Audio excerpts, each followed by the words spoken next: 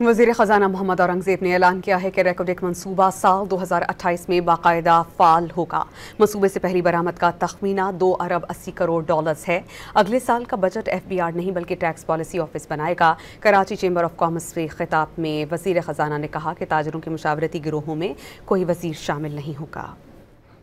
اگلے سال کا جو بجٹ ہے وہ یہ پالیسی ٹیکس پالیسی آفس بنائے گا، not FBR. It should be led by economic value considerations, not making the math work.